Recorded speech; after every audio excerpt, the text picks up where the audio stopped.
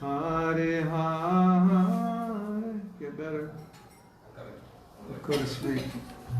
So, I think, and I'm not sure, and I don't think I'll ever be sure, but I think today was my initiation day. What's the date today? It was either this Sunday or next Sunday. Next Sunday would be the 15th, or the next Sunday. I don't know which day it was, but I'll tell the story. Maybe every Sunday, maybe the next Sundays we can celebrate. So, at this time, this was 1970, March of 1970, and I had started coming to the temple in October of 1969. And 6 weeks after I was coming to the temple, I decided I wanted to be a devotee. And I was in university. Semester ended maybe like December 10th or something, so I finished the semester. And I was in university about 400 plus miles from my hometown. My hometown was Los Angeles, and this university was near San Francisco, in a city called Berkeley. And so I went home to return the car my parents had given me and tell them I wanted to become a devotee. And I got to see Prabhupada at that time because he was in Los Angeles. And then I went back to Berkeley. And then sometime in early January, I moved into the temple. And the movement was very young, and we weren't very knowledgeable. I didn't know very much. And as I've said before, when you don't know a lot, it's very easy to follow instructions. Like if you're lost and you need instructions, someone tells you how to get there. You just follow because you don't know. So, as I've often said, we weren't smart enough to disobey. When you become smart, then you can disobey. That's called over-intelligence. You think you're smart enough that you know better than your own guru. So, we weren't smart enough to disobey.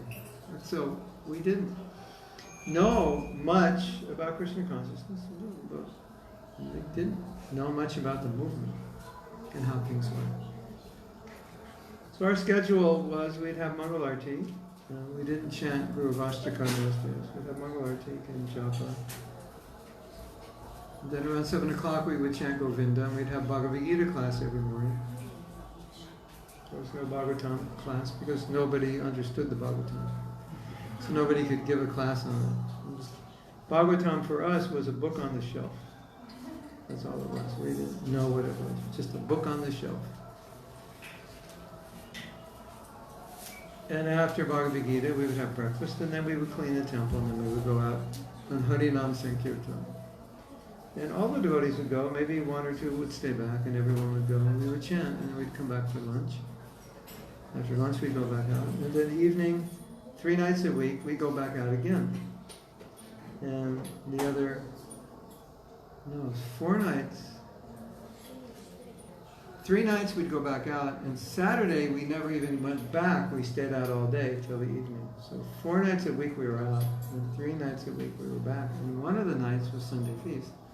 So 2 weeknights we'd come back and have Bhagavad Gita class. And the other 3 weeknights we'd be out. And Saturday we'd go out in the morning and we'd stay out. And they'd bring prasad and we'd stay out. And we'd just chant all day. Like 10 o'clock till like 8 or 9 at night. Then occasionally they'd say, there's a festival somewhere. This was called the Bay Area, San Francisco and San Jose, which was not Silicon Valley. It was basically a very small town at that time. And so we would do different festivals at different colleges, and then, of course, there was Rath Yatra in San Francisco.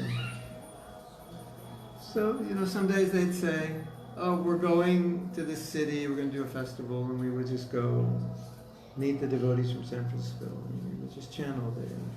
Or, it's Gaur Purnima, we're having a festival. We didn't know anything, so it's just whatever they told us. We'd say, okay. And then we'd go and see what it was. And one day they said, and you're going to Los Angeles to get initiated. And seriously, it wasn't really much different than you're going to this city for the festival, because we didn't really understand that much. We just thought, okay, you've been living in the temple for a few months, so you get initiated. It wasn't really clear. It was just like, just part of the program.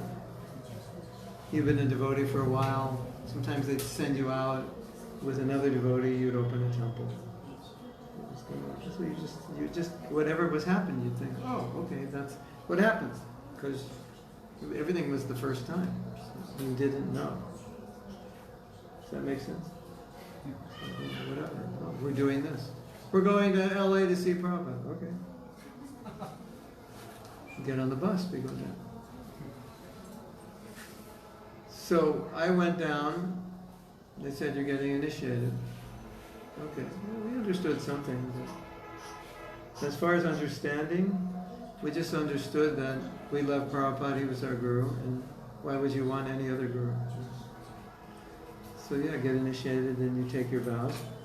And that's what we thought. Well, I've already taken the vows, I'm living in the temple, so yeah, let's do it. So it was a very interesting initiation for two reasons. Now, I'm not exactly sure how Prabhupada knew that the devotee on my right used to be a chain smoker and the devotee on my left used to take LSD. I'm not sure if the temple president told him, but when they made their vows, Prabhupada asked the devotee on my right, what about smoking? And he asked the devotee on my left, what about LSD? I'd rather think the temple president didn't tell him and Prabhupada just knew. That's more exciting. It's more interesting, right? But when he came to me, he didn't say anything. He didn't say, what about? He just said, your name is Mahatma Das, and Mahatma means one who's always chanting the glories of the Lord. Now, at that time in Los Angeles, the program on the weekends, Friday and Saturday night, was about 10 or 10:30. We go out all day chanting, and then about 10 or 10:30 we go out back to Hollywood. You all know Hollywood. So in those days, Hollywood was very crowded with locals and tourists. Those days, that was kind of the big spot. Hollywood Boulevard, and another place called Sunset Boulevard. So we went out in Harinam like 8:30, and we got back at 1 a.m. or 1:30. And that was kind of normal on the weekend. We would stay out. But because there were so many people, so we capitalized. So on my initiation day, I got up at 8 a.m., took a shower, and with no rounds, went into the temple to get initiated. Because that was the normal program in those days. On the weekends, you stay out late. And so you have to understand, we didn't have like any history of establishing anything. It's just, that's what we did because it was good for Harinam. So, in those days when Prabhupada did the initiation, he did not chant on the beads before the initiation, he chanted on the beads during, and he actually did the fire sacrifice also. As far as I remember, Prabhupada did the fire sacrifice. So we would give him our beads, you give him your beads. I think we'd have our new beads, we'd give it to him where he had them, and he would chant on them. And so we would all the devotees would chant. So there was 1, 2, 3, there was 5 of us who got first initiation, and 2 or 3 got second. So 5 devotees, Hare Krishna, Prabhupada would chant. And in about 5 minutes he would finish his round. And then he would tell us, your name is, what are the principles, how many rounds, and this is your name. And I specifically remember that after I got initiated, I felt about 20 pounds lighter, karmically. And I felt very energized. And I don't know if you've ever felt like that, but I felt like that. I felt like something happened, something special happened. And I think one of the nice things about being initiated is changing your name. Because your old name reminds you of your past and it's connected with. When, maybe a couple of years ago, we were contemplating, we would do some preaching in the corporate world. And so some of the devotees were advising, if you use the name Mahatma Das, then when they go online, they won't see a corporate teacher, they'll see a Hare Krishna devotee. So they said, you should use your birth given name. And I said, I don't feel comfortable, I don't want to. But after making me understand that we need to create websites for that, I said, okay. But recently I decided I'll just be Mahatma Das. If they don't like Mahatma Das, too bad for them. But so it's nice. It's nice to have a spiritual name, and it's nice to make a vow, to promise, and it's nice to remember that you promised. And what I would like to institute is every year we have a fire yagya and we retake our vows. Everybody sit around the fire and say, take your vows again. Take your initiation vows again. I actually did that, and most devotees didn't want to do it, which was not a good sign. And I got this idea from a man who said he'd been married 24 times. And he was asked how you were married 24 times. He said, I've had 24 weddings with the same woman. Just every year we recommitted. I thought, that's really nice. Recommit every year. So, yes. Yeah. When I was a young devotee, because I like music, I like to chant. And I like to learn verses. And we didn't have a Bhagavad Gita with verses. And the only way you could learn Bhagavad Gita verses is through transcriptions of Prabhupada's lecture where he quoted the verse. So Hridayananda Maharaj he wasn't Maharaj, it was actually Howard when I joined. And he was very into learning verses, so I picked that up from him. And I used to like to learn verses, and of course I like to do kirtan. So Prabhupada said, Mahatma is one who's always glorifying the Lord. Mahatma Nastuman Parta. And everybody thought, yes, you like to chant, you like to chant shlokas, that's a good name for you. So I was very happy. And so I was thinking recently, this is kind of a big thing, Golden Jubilee. Golden Jubilee of my initiation.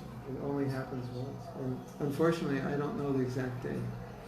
I thought it was towards the end, but then we looked up in 1970, Gorpranim was like around, what was it, the 21st of March? And I don't remember being initiated around Gorpranim time. It could have been after, it could have been after. So maybe every Sunday for the rest of the month I'll celebrate. And remember. And the memory of my initiation 50 years ago, it's still very clear. I know exactly where I was sitting. I know who was sitting on my right. I know who was sitting next to them. I know who was sitting next to them. On my left, everything. And the vision of the temple where Prabhupada was sitting. It's a very significant event. And it was so interesting for me because I was born in Los Angeles and my initiation was in Los Angeles. So it was like I got my second birth. And it was beautiful because the temple was in my neighborhood. Like, I had so many friends that lived near the temple because that's where we grew up.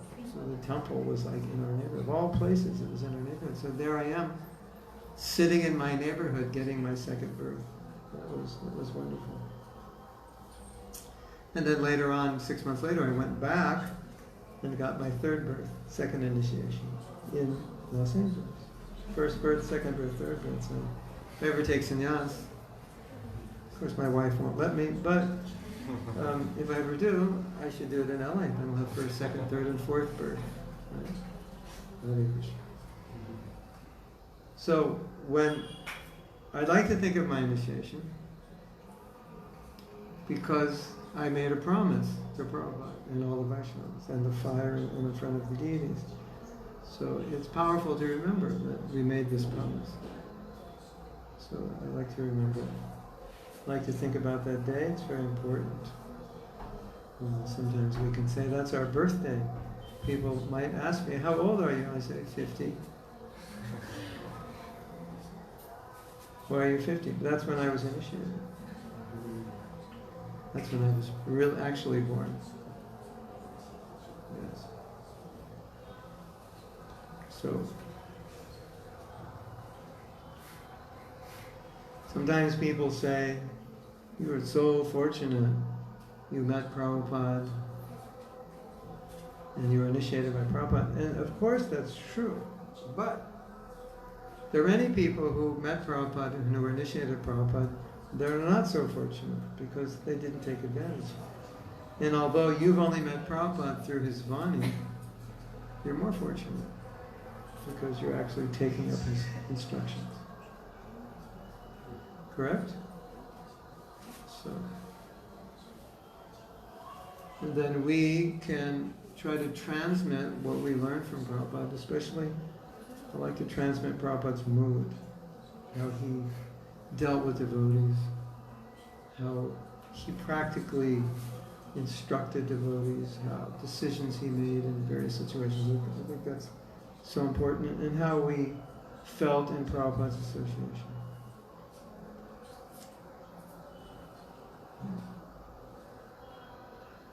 So, as I said, the devotee on my right, he was a heavy smoker. So Prabhupada said, what are the four principles? And he recited the four principles, and then Prabhupada went like this. He said, what about cigarettes? He went just like this. What about cigarettes? Everybody thought that was so funny, because he smoked. Then he gave me. I recited the principles, he didn't say anything. You can imagine how embarrassing it would be if Prabhupada said, so what about illicit sex? Fortunately, Prabhupada didn't say anything. I guess he wasn't worried about me. And then the devotee on my left, before he was a devotee, he was, I'm thinking, taking LSD every day for breakfast, something like that. We called in those days an acid head. Yeah. And so when he recited the four principles, Prabhupada said, what about LSD? Hare Krishna. So, at that time, this was 1970, Prabhupada had made the temple in Los Angeles the world headquarters of ISKCON. The Western headquarters, but the world headquarters, because we hadn't been established in India, so it was actually the world headquarters. And everything Prabhupada wanted to teach, he was teaching at that temple. So he established standards there, deity worship, sankirtan, cooking, management, everything. But Prabhupada lived at that time. Can you imagine? He spent, in 1970, he spent 7 months in Los Angeles, establishing his world headquarters. One of the biggest temples, or the biggest temple. And Prabhupada said it reminded him of Bombay, because there were many palm trees and the weather was nice. So he really, really liked it. And every day he would go out and either walk in the park or walk on the beach. And they built a beautiful garden for him. So he liked to sit in his garden, meet people. And every night, Prabhupada would listen to Krishna book in the garden. And a few devotees were fortunate enough to sit, and then one devotee would read, and Prabhupada would sit very still, and wouldn't say anything, almost like a photograph, just sit, he would sit like that. And he would listen to Krishna book. And of course that was his book that he wrote.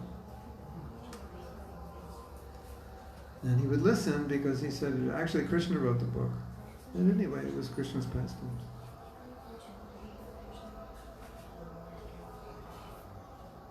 Hare Krishna. So the Prabhupada ki jai. So,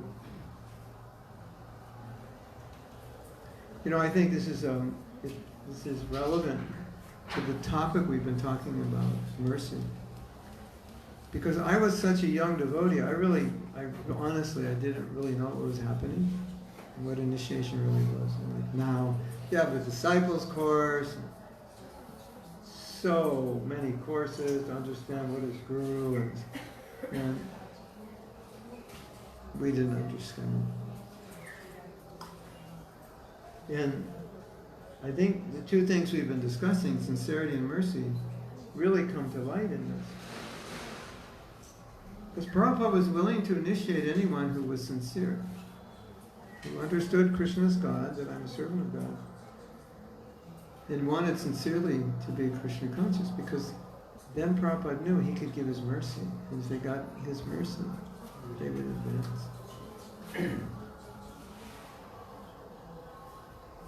Isn't that interesting? And I waited 2 months to get initiated. But earlier, people waited 1 week, sometimes 2 weeks, a few days.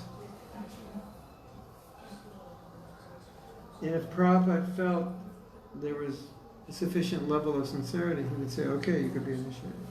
Because he knew sincerity was the key to receiving mercy. And if they received mercy, they would advance in Krishna consciousness, despite whatever other lackings they had or defects. So I think that's, I think my being initiated just is a kind of a little bit of icing on the cake to this discussion. That if you can receive mercy from a pure devotee, it doesn't really matter where you've come from. It really doesn't matter your qualification or lack of qualification. Because that mercy can transcend or overcome any obstacle.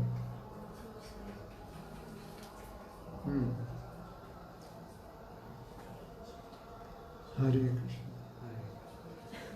Another thing I would like to say is that what was so interesting, I find in retrospect, the devotees were very inspired to give Krishna consciousness to others. When they understood Krishna consciousness, they understood that ISKCON was meant to share it, and this was Prabhupada's heart to share it. Even very, very young devotees became extremely inspired to sacrifice to give other people Krishna consciousness. And it's so amazing to see that transformation. Like within a week or two, they're just thinking how we can spread Krishna consciousness. 2 weeks ago, they didn't even know what Krishna consciousness was. And now, it's so enthusiastic. Their heart is so open. And what was happening, it was like Prabhupada's heart, his desire, was being transferred to us as his disciples. And this is what he wants. And the disciples that were aligned with Prabhupada, they would get that desire. They would imbibe the desire of their Guru. And although we, by our qualification, may not have that desire, by our advancement, but by being willing to serve, we would put that desire in our heart. And you would see devotees making incredible sacrifices, even after just a few days or a week or two, which doesn't really make sense materially, does it? The other thing we understand is that many of these devotees who came to Prabhupada were devotees in their last life. And so when they came in touch, it all came back right away. So they connected, and then it was like they've been devotees all their life. It was very interesting to see this. We saw some devotees join, and literally the next day, they were exhibiting symptoms like they'd been devotees since they were kids. It was just incredible. And for us in those days, we didn't think that was extraordinary. That was often very common. That someone would come and just be completely dedicated to their sadhana and their service. And they just come off the street yesterday. Not everybody, but still, quite a few number of people just made that transition almost instantaneously. The only thing we can see is that they were devotees. And they had come back to serve Prabhupada. As Prabhupada said, Bhaktisiddhanta sent them to help him. When Prabhupada was in Vrindavan, Rupa Goswami spoke to him Actually, all the Goswamis, Bhaktivinoda Thakur, Bhaktisiddhanta, said, just go to the west, we will do everything. We will do everything. You don't have to worry, everything will be taken care of. And so, it was obvious at a certain point that Krishna was sending devotees because new devotees were joining all the time. Prabhupada had 10, 20 temples. Every temple, every year, 3, 4, 5, 6, 7, 8, like we read the other night, 13 devotees in a year and a half came to the temple I was in. So it became obvious to Prabhupada that his spiritual master was sending these devotees, and Prabhupada said that, my spiritual master is sending. And then he remarked that, how is it that you've taken up Krishna consciousness so easily? It's because in your last life you were devotees, otherwise you wouldn't take it up like this. So when I saw Krishna consciousness spreading, I always thought, because Prabhupada's a pure devotee, and he's surrendered to Krishna, Krishna is sending him whatever he needs to spread Krishna consciousness. And he's sending the people and the money, and he sent so many people out of nothing all of a sudden. In a few years, 30, 40, 50, 60, 70, 80, 90, 100 temples.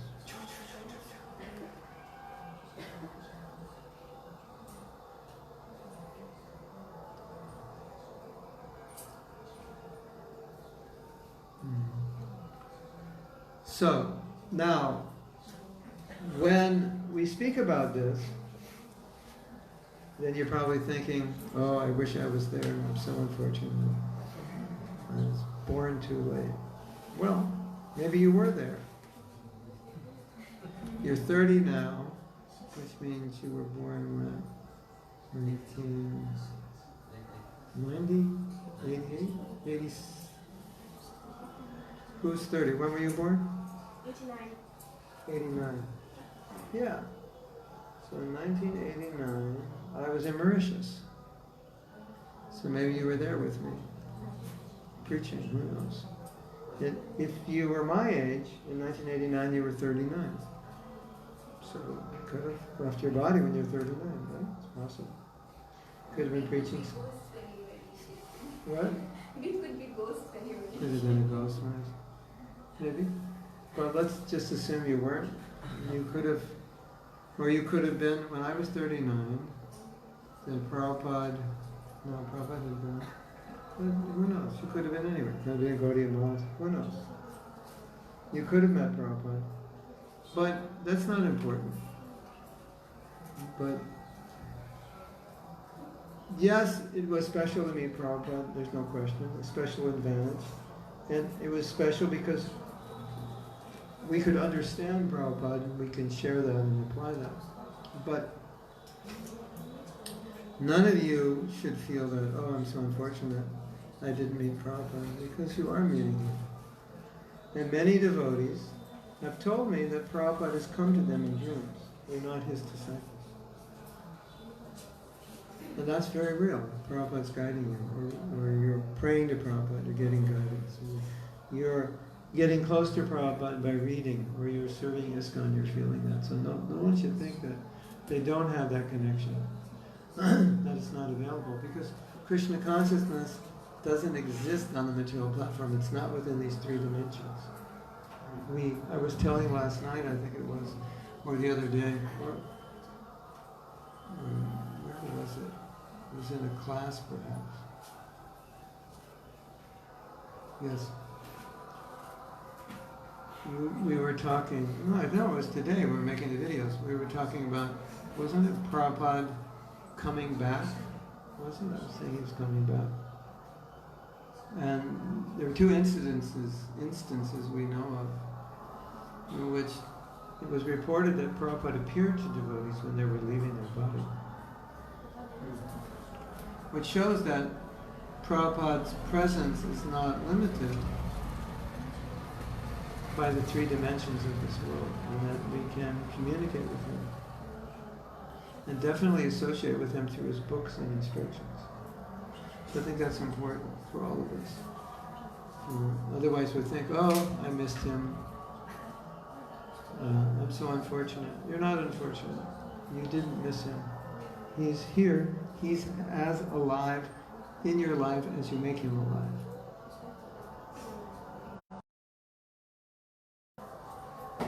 The other night, a question was asked by a devotee. Someone asked the question. Maybe you asked the question about not being appreciated by your guru.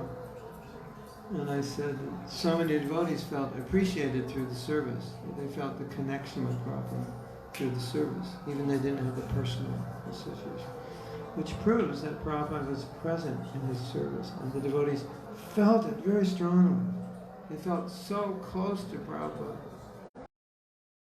Even though Prabhupada was the other part of the world, they felt like he was right with them when they were representing him. I had the opportunity to be temple president several times, and I felt very close to Prabhupada because these were his temples.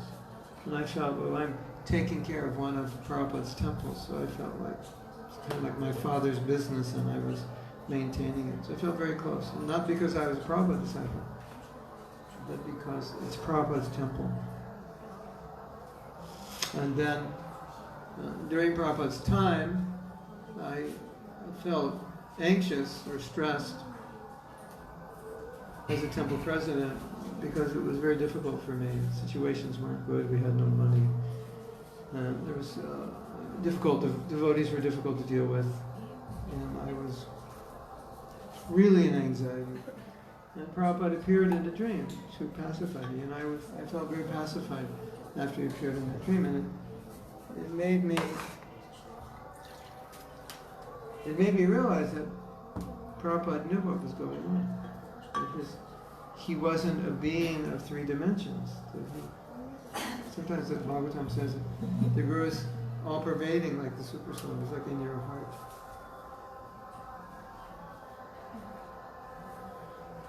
Hare Krishna.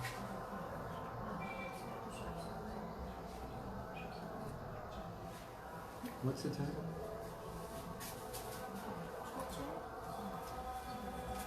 What time is it?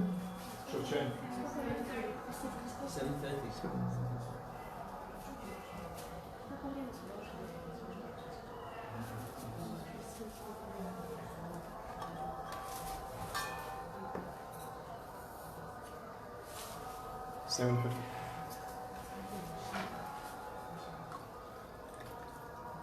Since I got off on another topic, why don't we take questions now? Because I think I've said everything I want to say on this topic. If there are questions. Yes. Generally, one thinks that there's like a list of things one has to fulfill in order to be successful in devotional service. But in Nectar of Devotion, Srila Rupa Goswami says that the only factor determining success is the sincerity of the practitioner. Could you perhaps elaborate on that? We read that last night, service attitude, because if you want it, and what does sincerity mean? yeah, if you want to get mercy, you have to give Krishna something to work with. Like I say, Brihat Mridanga Prabhu, will you help me do this? And you say, okay, what are you going to do? And I say, nothing. And you say, well, I can't do it alone. I need your help. So it's a little bit like that. So imagine Krishna saying, okay, I'll give you mercy, but I need you to work with me. You can't just sit around and do nothing. It doesn't work like that. And now think about this. When we're battling with material desire, material attachment, and so forth, that means we're giving Maya something to work with. Here's my material desire, and we let her start churning it, or controlling us. So we either give Maya something to work with, or we give Krishna something to work with. And it's the sincerity we have is what we give Krishna to work with. Okay? And sincerity means, I want to please you, and I don't want anything for myself. I just want to do this to advance and please you. That's what I want. That's the meaning of sincerity. Sincerity also means simplicity. There's no duplicity, that I fake it, that I say I want something but I don't. There's no pretension, that I'm pretending to be pure to get something. No hidden agendas. I just want to be Krishna conscious. That's what sincerity is. So if that's what I want, even though I'm not Krishna conscious, and even though I have so many material desires, but if there's a sincere desire to be Krishna conscious, then Krishna can work with that. He can work. Yeah. So Krishna says, yeah. You say, Krishna, I have all these desires, and I'm very envious, and I'm very greedy, and I'm very lusty. But I sincerely want to serve you, I sincerely want to please you, I sincerely want to please Prabhupada. And Krishna says, okay, I can work with that. Right? So let's say I hire you to do something, and I don't have all the money. We work something out. Say, well, can I pay you the first month this much, and then next month this much, and then we'll build a house, and we'll finish the first floor, and I'll rent it out, then I'll have the money to give you to build the second floor, and we'll build the second floor, we build the third floor. And you say, okay, I can work with that. And you write a contract. Something like that. That makes sense, okay. You rent out the first floor, or you sell the first floor apartment, we build the second. Okay, I can work with that.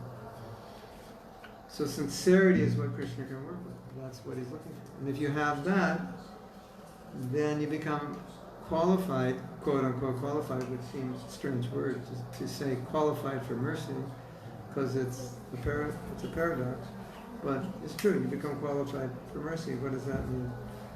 The mercy means you get more than you're qualified to get. You pay a little, but you get a lot. You pay 300 rupees, which you're always going to get you is a gold-plated bangle, and you get a gold bangle. You have to pay something. Right? Is that okay? Yeah. You want more? Does that make sense? Give Krishna something to work with. Sincerity is what he works with. And we had discussed this a few days ago, and I said that we were talking about how material qualification is not necessary. And that you qualify yourself not by materially or past piety or by jnana, knowledge, or even some scars. You qualify yourself by your sincerity. That's the main qualifier. Krishna, I want this. I want to be a pure devotee. That's what I want. That's more important than anything. That qualifies you for mercy. And if you sincerely ask for it, Krishna will always give it. Because that's his quality. Now you may say, well, I'm asking, I'm not getting. We're all getting. Maybe you're not getting as much as you want, but maybe you're not qualified yet to get that much. I want to be more advanced, but there's some work required. But we should never stop asking.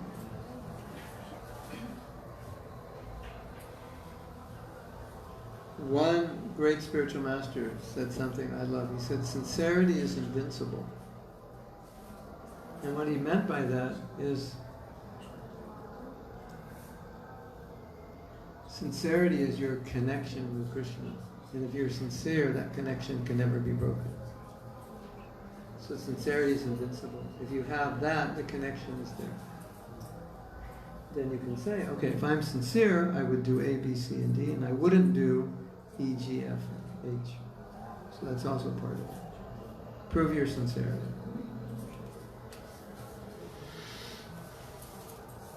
Just like when you're chanting the holy name, Prabhupada said you should hear yourself chanting sincerely. Like you should know if you're chanting sincerely. And you all have chanted sincerely. What is sincere chanting? What does it mean to chant sincerely? With a prayer to become a pure devotee, isn't it? Isn't that sincere? Krishna, please, I want to become pure. Hare Krishna, Hare Krishna, Krishna Krishna, Hare Hare, Hare Ram. Ram Ram, purify me. Let me be a conduit, an instrument for your service. That's sincerity. Yes? I just want to understand that if it's only the sincerity, or it also needs the commitment and mercy It's a byproduct of the sincerity. and mercy. Mercy comes as a byproduct. That's the point. Otherwise, everyone would get mercy, sincere or not sincere. Right? But not everyone's getting mercy. But the commitment has to be there for, like, That if a will be- person is sincere for a month and after that. Yeah. Then I would Commitment. say, like you say, he's sincere for a month, and then something happened after that month. In other words, like, you say I'm sincere, so if you say I'm sincere, I would see symptoms of that sincerity. I see you at the temple, I see you doing service, you're honoring the devotees, this and that. So, oh, he's very sincere. There are symptoms of it. But if you say you're sincere, and like, I never see you chanting, you're just hanging around, joking, and like that. So why does he think he's sincere? He's not making any effort. So it can't be just an attitude. It has to be demonstrated also. And then Krishna sees that. He says, yes, okay. This person is sincerely endeavoring to become Krishna conscious. I want to help him. See, the thing is, there's no reason Krishna wouldn't want to help you. There's absolutely no reason. And there's every reason he would want to help you. So the only reason he wouldn't help you is that you don't want it. Or you would misuse the mercy. Right? So Krishna, Krishna can see. And if you misuse the mercy, Krishna will think, well, why should I give him mercy? He'll misuse it. He says he wants it, but I can see he doesn't. So we'll give the mercy to someone who wants it. Like sometimes, the beggars in India, like that, they don't want food, they want money. Or especially in the West, because they want to buy alcohol. So sometimes you give them food and they make a face. Even if the sign says hungry, you give them food, they make a face. Because they want to buy beer.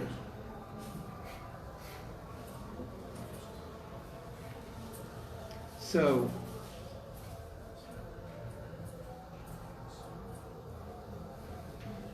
you have to be able to take what Krishna gives you and be ready to use it. And he'll give it. But if you want to buy beer, Krishna says, no. Why should I give you mercy? You'll misuse it. It's such an interesting thing that Prabhupada once said. He said mercy could make you proud. But let's say, this sounds like a paradox, but let's just meditate on it. Let's go with it. Let's say tonight you got tremendous amounts of mercy. And you were chanting, you had this huge transcendental experience of detachment, of taste, of attraction. But let's say you were a very young devotee. So what would happen? You start to think, I'm special. I'm more advanced than the others. So Prabhupada said, that's why Krishna cannot give too much mercy until we're qualified, because it will go to our head. We'll start thinking we're better than others. We'll start maybe exploiting others, misusing our position. I'm better than all of you. I chanted 64 rounds today. You only chanted 16. I'm so much better than you. So I get the mercy that I can chant 64, and the consequence is that I've just inflated my ego. So I'm not qualified to utilize the mercy because it works against me. So that's so interesting, isn't it? So sometimes we're praying for mercy and maybe we feel we don't get it, and we could think, well, maybe I don't deserve it. Yeah, maybe I'm not qualified to get what I'm praying for. And Krishna wants to tell me, no, you're not qualified. I'm not going to give it to you until you're qualified. A lot of times someone says, I'm looking for a guru. And I want to get the best guru. Or sometimes someone says, this is the kind of husband I want. This is the kind of wife I want. She should be like this. Or he should be like this. Should be handsome, strong, wealthy, good job, smart, protector, kind, soft, gentle, like. And the natural question is, are you qualified? Do you deserve to have somebody like that? And often the answer when you ask that question is no.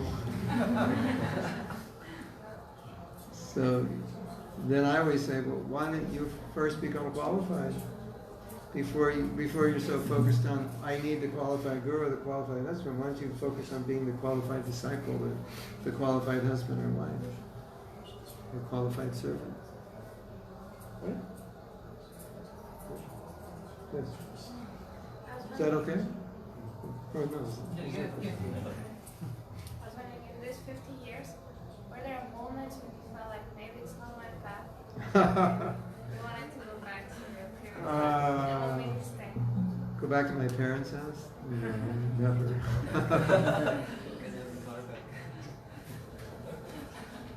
I left home when I was 18. That was like best day of my life.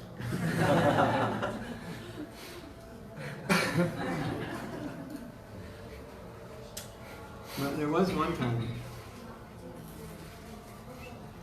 I became discouraged because I was really sick. And I think I was sleeping like 12 hours a day for like 5 or 6 days. And if you sleep that much and you're a young devotee, it's like you have like basically no sadhana, nothing. And it's the mode of ignorance and it dulls you. And I became so dull, not that I wanted to leave Krishna consciousness, it's just I was so overcome by ignorance. It's like, I felt like I couldn't be Krishna conscious at that point. I've told this story before, and then I went to the temple, and like, the day before they made a policy that Mahaprasadam will be served out first come, first served, because a lot of times we wanted to serve the Maha, but all the devotees weren't. They'd come late, and so it was hard to serve out. So we said, you come for sadham at 9 o'clock, and Maha is served at 9. And that morning, nobody was there except me, and I took all the Maha and I ate it. And seriously, after I ate it, I was like, so inspired. It's like, I would never leave Krishna, Rasgula, Burfi, Rasgula, Burfi, and Sandesh, Mangalartik, and Sweet Rice. I was 22, so I could handle it. And I specifically remember after eating that, I was fine. I was like, why would I ever leave Krishna consciousness? So, for me, it was never an issue of faith. It was more of an issue of dealing with my own demons and being able to withstand and tolerate them and when desires become very, very strong. And we had this, I don't know if it's true, but we had this thing when we were young devotees. That after you've been a devotee 7 years, at the 7-year mark, Krishna is going to slam you against the wall and test you and beat you up, or Maya, I'm not sure. We just had this. It's nowhere in Shastra, but it seemed, I don't know if this is true for you, but it seemed like the 7-year mark was like hell. It was like you had a free ride and you hit 7 years, and it's like, okay, now you actually have to do it yourself. And so many devotees have been tested in that. There's one lecture I was at, and Prabhupada said, Maya will test you to see if you've come to serve or you've come to disturb. So, I think those were the challenges when we felt, here's a test. I've been tested on different occasions. I don't want to tell the story. It would be good for a Hollywood movie, but not politically correct for this audience of sadhus, but it was tested, a little like Thakur Haridas was tested. Yeah, I was tested several times like that. And like, Krishna, why are you putting me in this situation? It's like, I think Krishna's like, okay, well, let's see what you're made of. So what I learned from that is, when Krishna tests you, and you want to give in, you should think Krishna's just looking to see what you're made of. So this is such a good opportunity to show Krishna, no, I'm yours. I'm not going to give in to temptation. So when temptation is strong, in a sense, it's an opportunity to show Krishna. I'm not going to give into it. You know, I could have had it, or whatever it was, a woman or money, or your parents call you, just leave this gun. I'll give you $1 million.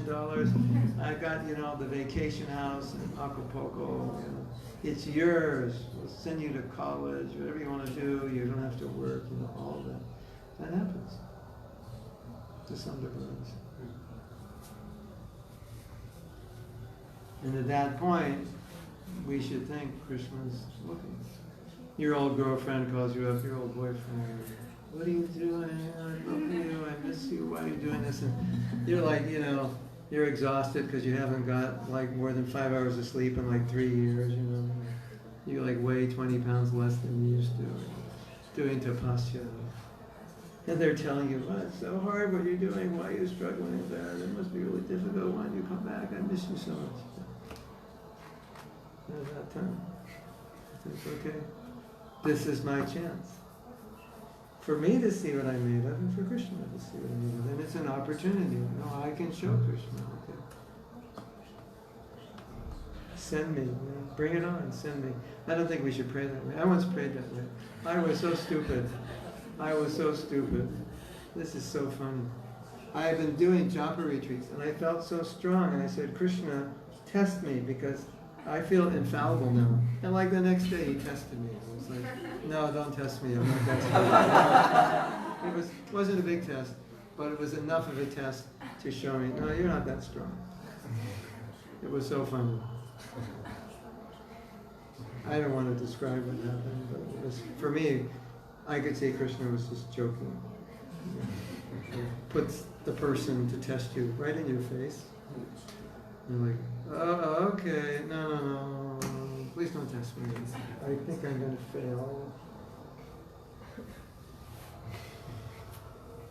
So another thing that has helped me is just how much Prabhupada has given and how much he wants us to succeed. And sometimes people say, well, how have you stayed in Krishna consciousness?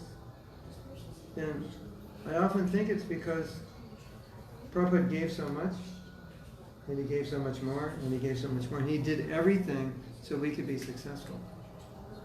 And it's like your father gives you everything, he sets up the business.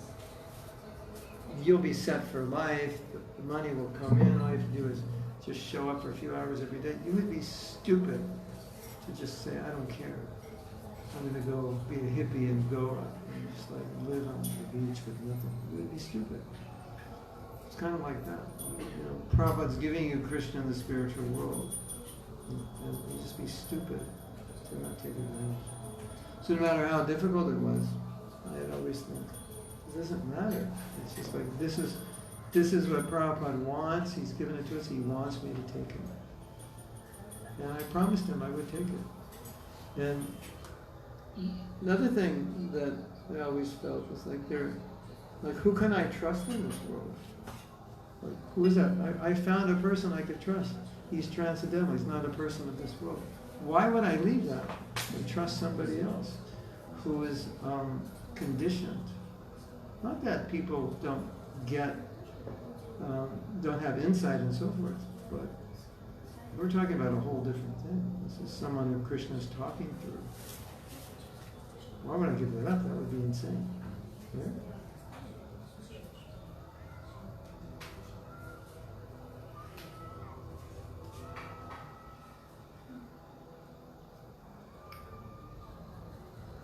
You'd have to be crazy not to take advantage. That's what I think.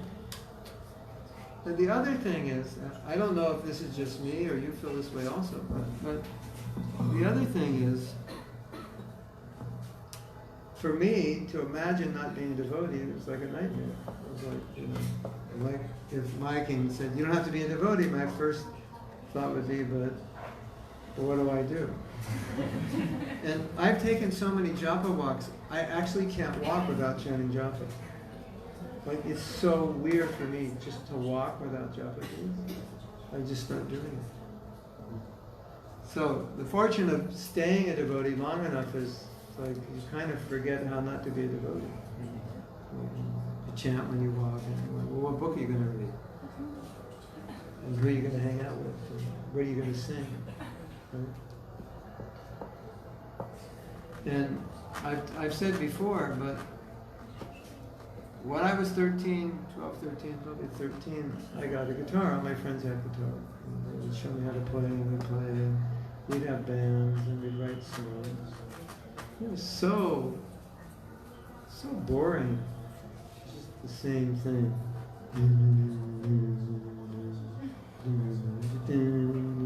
The band's practicing, you had to practice the same song. Sing the same things over and over. It's driving me crazy. And then you have that experience. Just get sick of it. And the same thing. And every day you're practicing. Everybody sings like that. I'm going crazy. And then when I got the Maha Mantra, it was, wow, I could sing this every day. So it was just like, it was like the solution. It was like that thing that I never had, now I have it, and I'm chanting every day, and you can chant a different melody. And like, why would I give that up to go back and sing?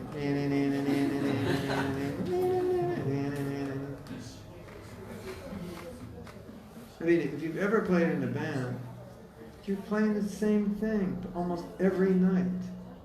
And you got to play it like it was the first time you played it, because for the audience, it's the first time they hear it. And sometimes you're tired, and you're not excited, and you have to look like you're into it, and you're not. I was once thinking of forming a devotee band about 20 years ago. So I was watching all these videos. And I watched some videos of the Rolling Stones. And the drummer looked so bored. Like he'd been doing this for 50 years. It was a job. And I think even the bass player was just like, yeah, I'm like so over this. And this is how I pay my bills. And, you know, we do kirtan. It's not like that. We've been doing it for 50 years. So even if it was hard, I always felt, well, that doesn't really matter because it's worth it. So if it's hard, but it's worth it, it's worth it. So you just do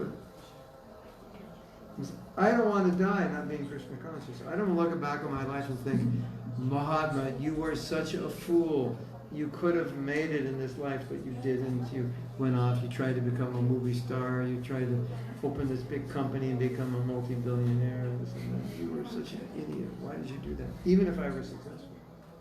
Maybe even more, I would be more disturbed if I were successful, because then I would think, I got what I wanted and it's empty. Someone had their hand up? Yes. To have a best moment? The best moment? The best moment. There are too many best moments. A few? Yeah. One of the best moments is I woke up at 2 o'clock, I don't know why. Just one of those days you wake up, you can't go back to sleep.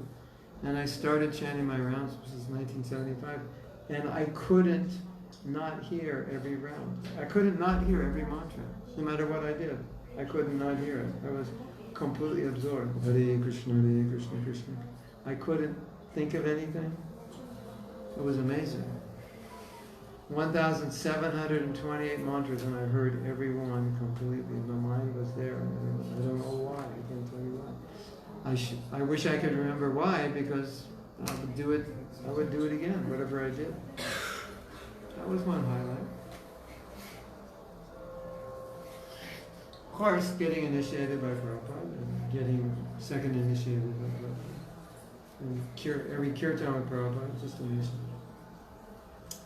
One time I was here in Mayapur and I did kirtan in Navadvip, and when we got back, I couldn't stop chanting. I could not stop. My lips were just going, Hare Krishna, Hare Krishna. And I never experienced a holy name like that. And it was like a drug. It was like a total drug. thinking, how long is this going to last? Hare Krishna, Krishna Krishna. I'm not in my body. I'm not in this world. Hare Krishna, Krishna. This is amazing. And after 10 minutes, I go, off. The button went off. The fan slowed down. For that 10 minutes, I was completely not in this world. I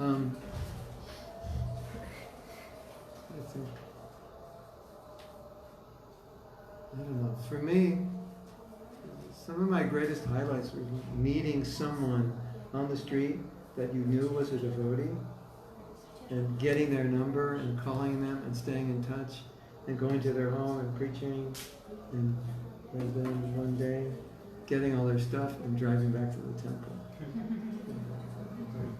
You've just ended the material life of somebody. That's like so sweet. And that happened many times.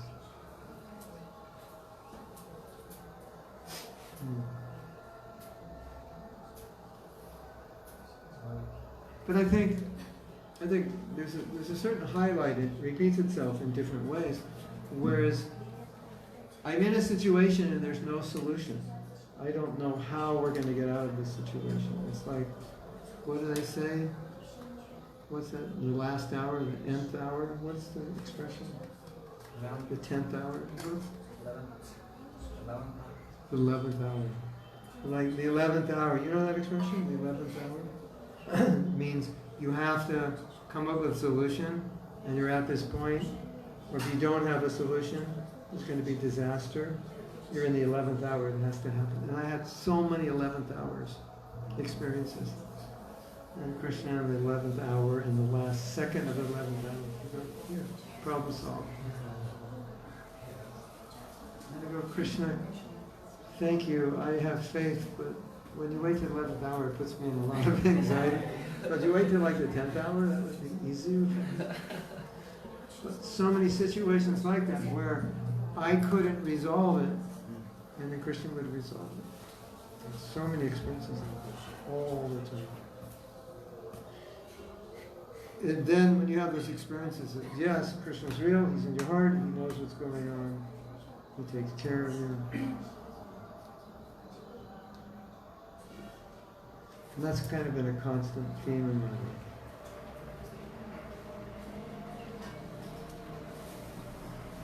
Yes? What is the lesson you learned from it? Depend on Krishna. Have more faith.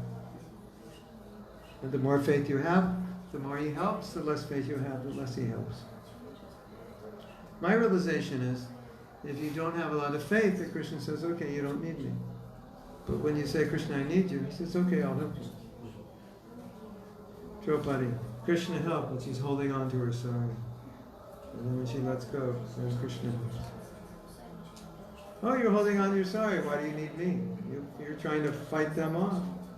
But when you let go, now I help you. That's my experience. I'm helpless.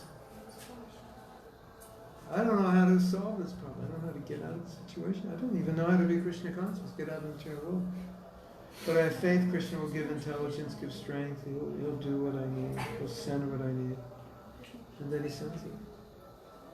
If we lack that faith, my realization is Krishna reciprocates with faith and he reciprocates with lack of faith. So if you lack the faith, I don't think Krishna will help me, then he says, okay, I'll reciprocate with that lack of faith.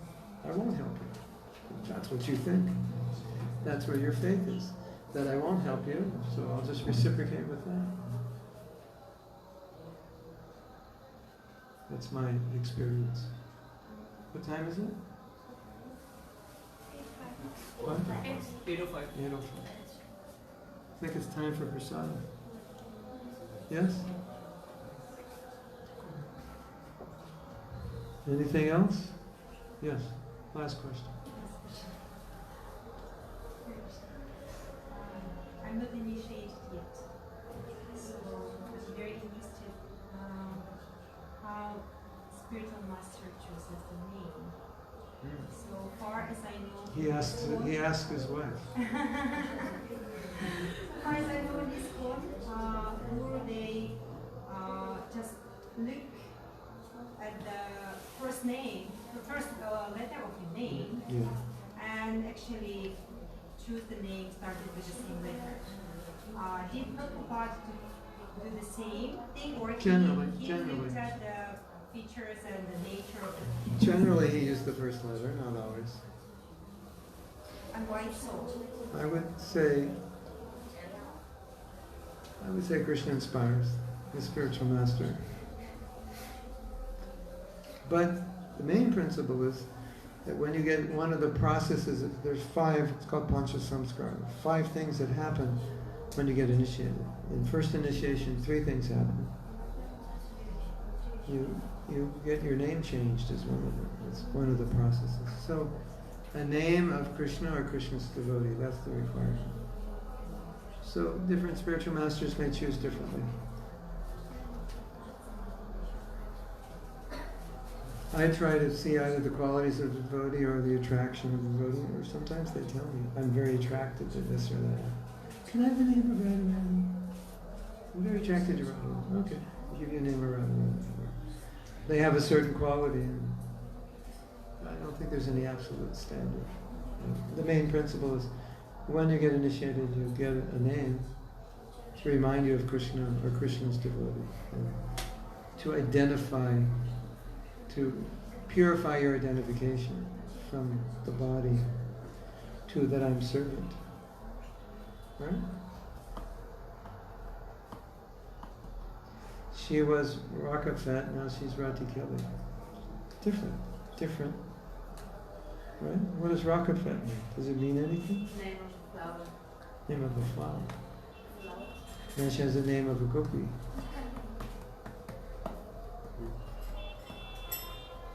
So it's not necessary it starts with the same letter, or it's have to be like that. No. It's just what Prabhupada generally did, but not always. And for you, he did the same. Generally, Your name is starts with the same letter. yes. My name does. My initials. Remember my initials are? M-A-H. Those are my initials. Isn't that interesting?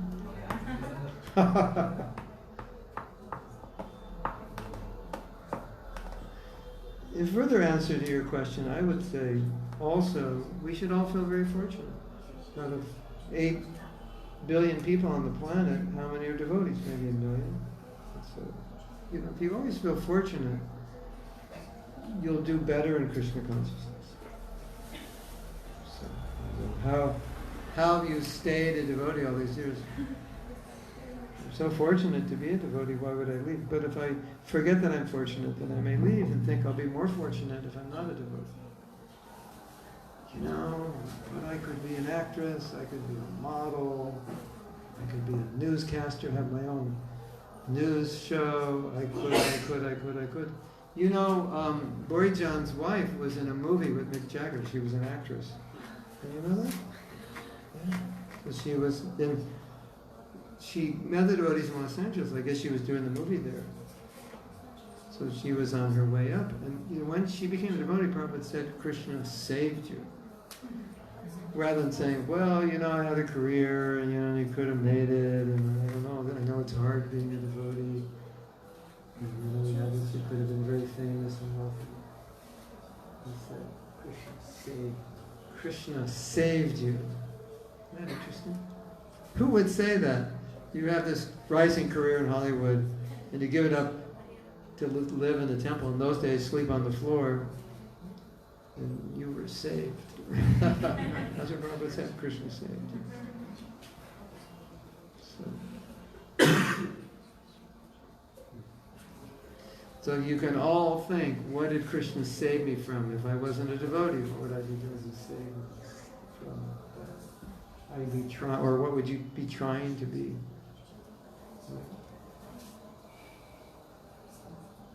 Yes? Hare Krishna.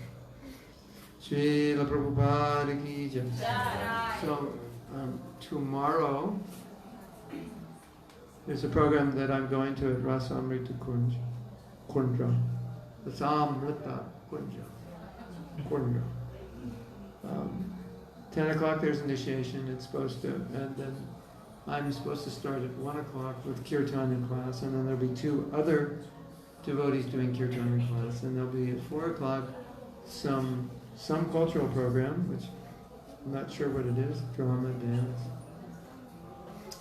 then Sandhya Arati, and then Prasada. So I will stay after, but I was invited to, every year Jayapataka Maharaj has a dinner for his godbrothers, so that's at 6:30, so I'll go to that. So when my wife says it's time to leave, then we leave. And I don't know what time she'll say that. It depends who's speaking. So that's what I'll do. And you're, of course, free to do whatever you want. I don't know what the temple program is tomorrow. Maybe they'll have bathing of the deities at noon. Is that correct? Yeah. So about 12:30 or 12:40, then I will go to Restaurant Tukanji and we'll do that. So you're all invited if you'd like to come. Unfortunately, you can't come, but wow, look at this. Prasadam. Look what you're missing. Pomegranates and grapes. And these others, what are these called? This is called beer. It's an Indian fruit beer. There, what does it taste like, an apple? Yeah, kind of apple. It was mentioned in the Ramayana. Shabri offered this thing, tasting and offering to the god Ram. Okay. Thank you very much. So tomorrow night there'll be no class. And then tomorrow's Monday. No, tomorrow's Monday. Gaur Purnima. And then Tuesday we'll have class and that'll be the last class because Wednesday I go to Bangalore. And I don't have a ticket out of India because the court case is not solved. So, but the plan is that it would be solved while I'm in Bangalore, and then my wife really wants me to go back to America soon. So it's unlikely I would come back here, but anything's possible. But the plan is I would leave on the 11th. I leave at noon. I'll go to Bangalore. If you want to come to Bangalore, you're welcome. We'll be doing some workshops there. You're going to Bangalore in the afternoon on 11th? 11th at noon. The flight is at 6:40. You're going? Yeah. Same flight? No.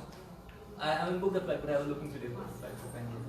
I book Air India because after that I fly to America, so I need 23 kgs. And if I go, other Indian airlines are like 17, 15 minutes. I mean, Air India is more expensive, but the seats are better also. And the steward and the flight attendants wear saris, right? Yeah. That's nice. It's a government area. Yeah. And then, yeah, looks like it. Yeah. The airplanes are very old, but the seats they're more room. So then I may go to Rishikesh for a few days. My daughter's there. I don't know. We'll see after Bangalore. And then, yeah, my life is up in the air. I can't leave India yet. So. Who knows where I'll be. But tentatively, I will leave on the 11th. Not tentatively, I will go on the 11th. Tentatively, I will go back to America sometime between the 17th and 23rd.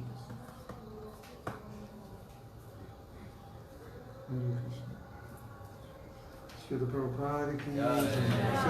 So then Tuesday night will be the going away party.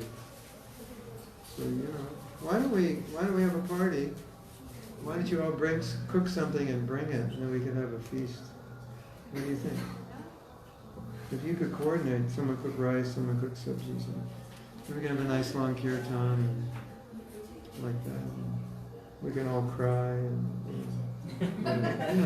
all good things must come to an end.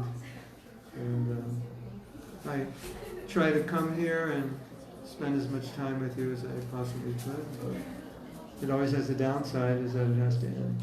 But I hope you benefited somewhat. Thank you very much. Narisimhadev Mahaprasad.